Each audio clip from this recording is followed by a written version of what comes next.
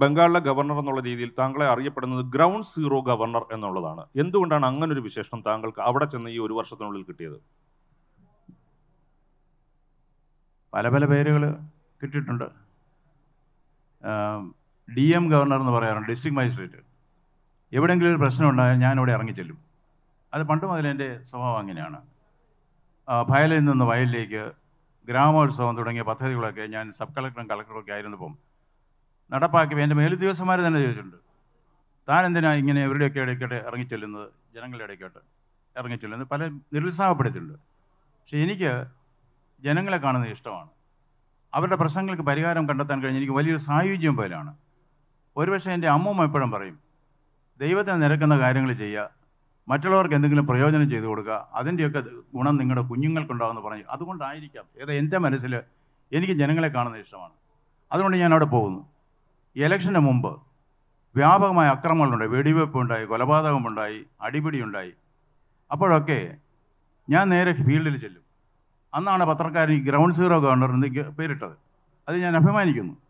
രാവിലെ 6 മണിക്ക്, വെളുപ്പിന് 6 മണിക്ക് എൻ്റെ മോട്ടോർ കേട് വഴിയിലുണ്ടാവും. ആർക്ക് വേണമെങ്കിലും കൈ കാണിക്കാൻ നിർത്തും. ചിലരൊക്കെ പറയും, സാർ ഇവിടുന്ന് അരമണിക്കൂർ അല്ല 3 കിലോമീറ്റർ അപ്പുറേ ബോംബുമായിട്ട് ആളുകൾ നിൽക്കുന്നു.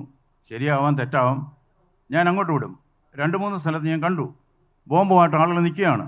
മോട്ടോർ കേട് കാണുമ്പോൾ ഓടിപ്പോകുന്നു. അപ്പോൾ ഞാനിത് എന്നെക്കൊണ്ട് എന്തെങ്കിലും പ്രയോജനം ആർക്കെങ്കിലും ഉണ്ടെങ്കിൽ ശകലം ഉറക്കളച്ചാലും വേണ്ടില്ല. അങ്ങനെയാണ് ഗ്രൗണ്ട് സീറോ ഗവർണർ എന്ന പേര് കിട്ടിയത്.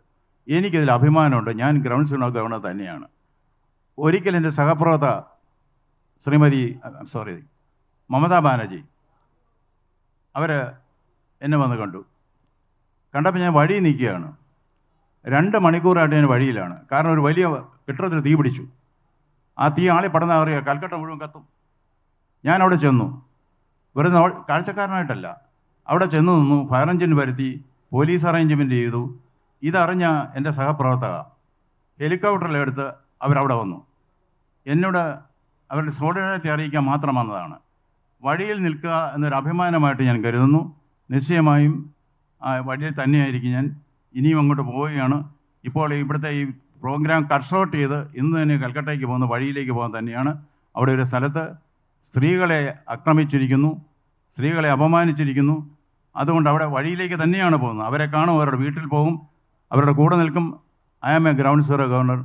I take pride in being with the people.